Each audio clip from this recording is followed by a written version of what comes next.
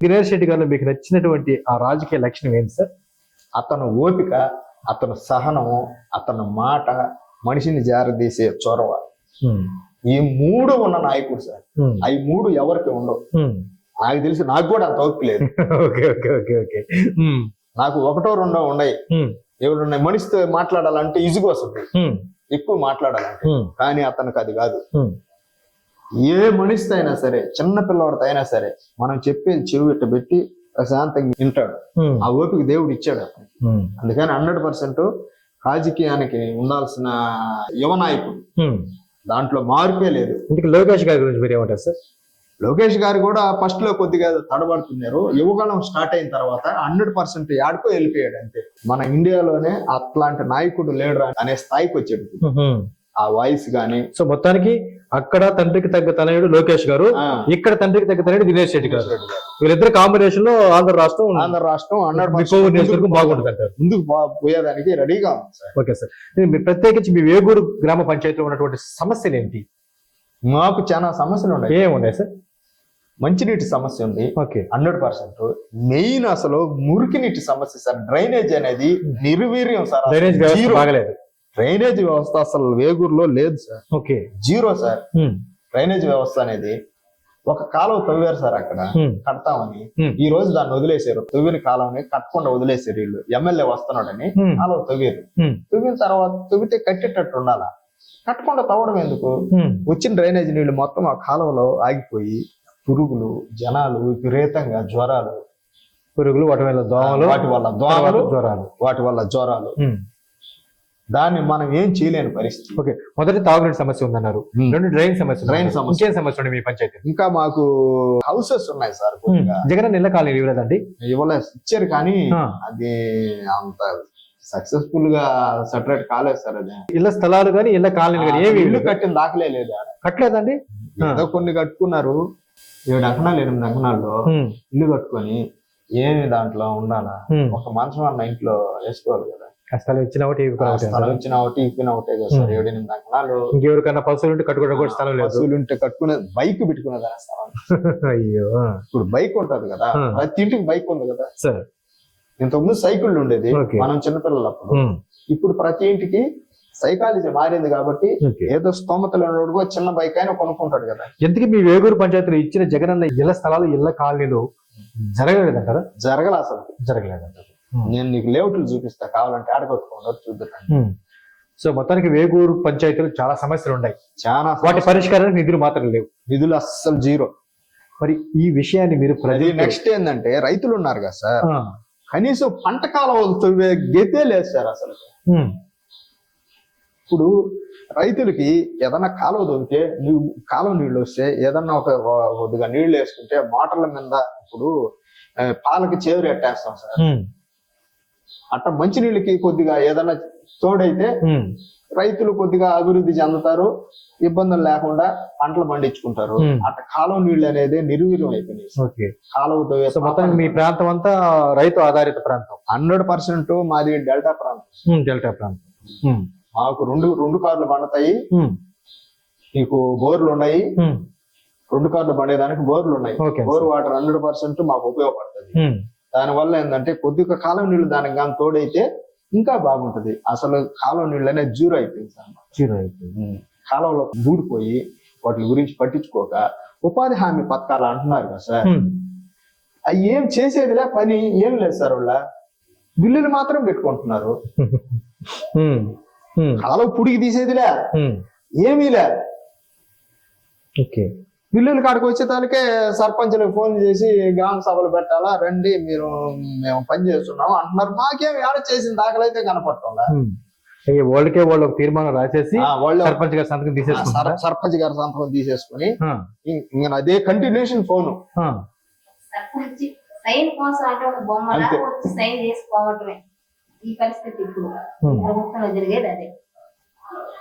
సంతకానికి తప్పక సర్పంచ్ దేనికి ఉపయోగపడటం లేదు సార్.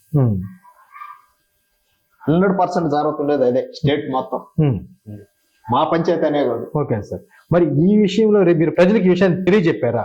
మా నిధులను మా విధుల్ని ప్రభుత్వం లాగేసుకుందని చెప్పి తెలియజెప్పారు. సార్ అందరికీ తెలియపరుస్తున్నాము. ఓకే, ప్రజలు ఏమంటున్నారు? ప్రజలు ఏమంటారు, అయ్యా ఏం చేస్తావయ్యా నువ్వైనా, ప్రభుత్వం వస్తేనే కదా అని తెలిసిన వాళ్ళు అంటున్నారు.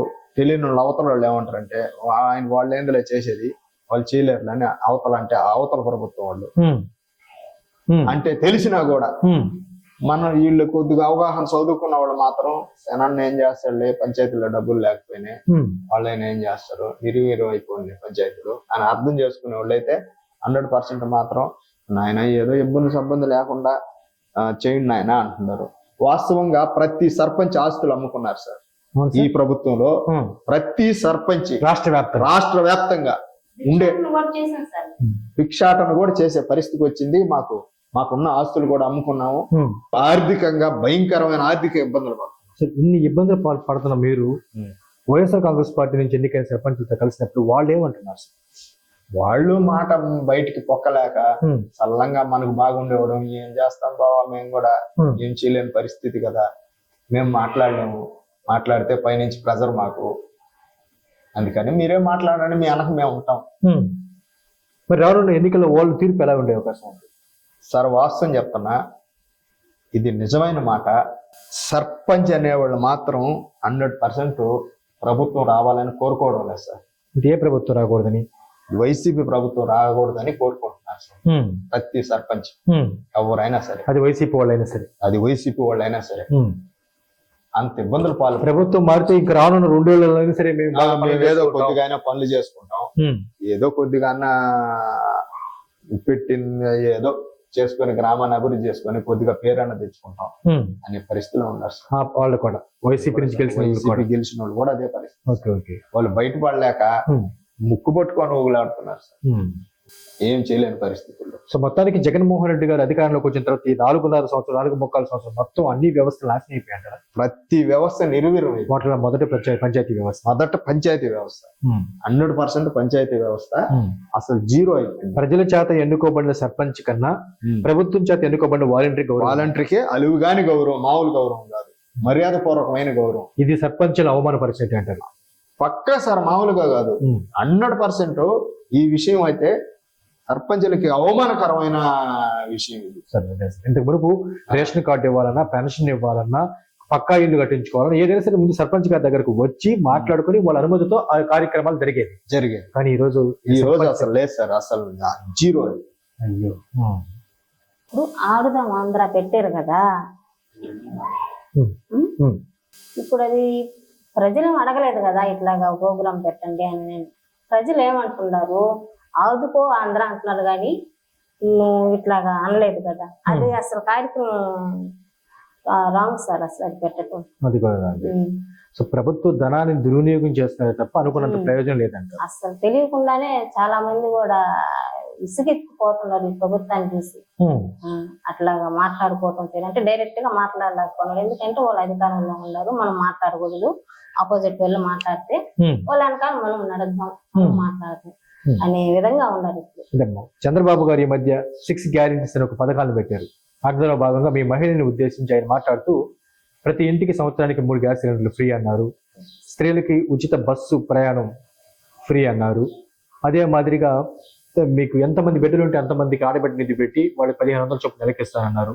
అదేవిధంగా తల్లికి వందనం అనే పథకాలను పెట్టి ఎంతమంది బిడ్డలు చదువుకుంటే అంతమందికి 15,000 చొప్పున సంవత్సరానికి వేస్తున్నారు. మరి చంద్రబాబు గారు ఇస్తున్నటువంటి ఈ హామీలన్నింటినీ మీ మహిళా లోకం నమ్ముతున్నారు. చాలా మంది అసలు చాలా సంతోషపడిపోతున్నారు సార్. అసలు ఇవి బాబు గారు రావాలనే కోరుకుంటున్నారు కానీ సీఎం గారిని అయితే పెద్దగా అనుకోవట్లేదు. జగన్ గారు అనుకోవట్లేదు. ప్రజల మార్పు మొదలైంది. మార్పు మొదలైంది. అందరు చూపు తెలుగుదేశం అయిపోయి ఉందంటారా? ఇటువైపే ఉంది సార్ అసలు. అవునమ్మా. మరి రానున్న ఎన్నికల్లో ఆంధ్ర రాష్ట్రంలో గెలిచేది తెలుగుదేశం అని చెప్పి మీరు ఘంటాపథంగా చెప్తారా? బాబు గారే వస్తారు. బాబు గారే వస్తారు. మరి ఆ గెలుపుకి కారణం మీ కోవూరు నుంచి మొదలు కాబోతుందా? ఫస్ట్ టైం ఇదే సార్, మా కోవూరు కాన్స్టిట్యున్సీ నుంచే మొదటిసారిగా మా దినేష్ అన్న గారే పోలవరెడ్డి దినేష్ అనే నేమ్ పలకద్దు సార్. అట్లా అసెంబ్లీలో ఖచ్చితంగా అది మాత్రం మేమైతే ఫిక్స్ అయిపోయినారా? నిజంగా ప్రజల్లో అంతటి మార్పు ఉందా అమ్మా అమరావతి గారు? ఖచ్చితంగా సార్ గెలిపిస్తారు. సార్ చివరిగా మీరు చెప్పండి, రానున్న ఎన్నికల్లో ఇటు దినేష్ రెడ్డి గారి విజయం ఖాయం, అటు ఆంధ్ర రాష్ట్రంలో తెలుగుదేశం పార్టీ ప్రభంజనం ఖాయం అని ఇప్పుడే మేడం గారు అన్నారు. ఇంతకీ రానున్న ఎన్నికల్లో దినేష్ రెడ్డి గారికి విజయం కొరకు మీ నియోజకవర్గ ప్రజలకి, మీ సహచర సర్పంచ్లకి మీరు ఏమని పిలిపిస్తారో మన ఛానల్ ద్వారా మీరే పిలిపించారు. నా పేరు కరేటి శ్రీనివాసులు, మా మిసెస్ కరేటి అమరావతి, ఆ సర్పంచ్ గారు. ఈ ప్రభుత్వంలో అన్ని నిర్వీర్యం అయిపోయినాయి. దానివల్ల ఏంటంటే అటు పైన సీఎం గారు చంద్రబాబు నాయుడు గారు గెలవాలి అని ఆలోచనతో ప్రతి ఒక్క ప్రజలు ఏంటంటే ఇప్పుడు బాబు షూరిటీ భవిష్యత్తు గ్యారంటీ పెట్టారు కదా, దాంట్లో 5 పథకాలని చంద్రబాబు నాయుడు గారు ఒక ఓన్లీ లేడీస్ కి ఇచ్చున్నారు. వాటిల్లో ఏంటంటే బాగా అర్థమైపోతున్నాయి లేడీస్ కి. అందుకని ఎక్కువ జనాలు ఏంటంటే ఎక్కువ ఫోకస్ గా టీడీపీ మీదనే ఉన్నారు. అందుకే నెక్స్ట్ మా నియోజకవర్గం నుంచే మేము స్టార్ట్ చేస్తాం దాన్ని. ముందు మా దినేష్ రెడ్డి గారిని గెలిపిస్తాం, 100% గెలిపించి మేము అసెంబ్లీకి పంపిస్తాం.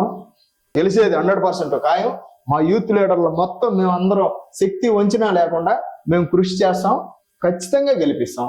ఎందుకంటే ఒక విజన్ ఉన్న నాయకుడు అనుభవంతో అవసరం లేదు సార్. ఓకే, ఎవరికైనా అనుభవంతో అవసరంలా ఒక తెలివితేటలో ఒక వినయము విధేయత అనేది ఉంటే ఎవరైనా జనాలు లేకపోతారు. జనాల్లోకి పోయినప్పుడు ఆ స్పందన వేరుగా ఉంటుంది.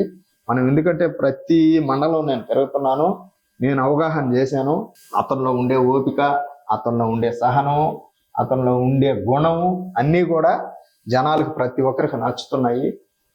పెద్దోళ్ళు కూడా బాగా అవగాహన చేసుకున్నారు ఈ మధ్య కాలంలో.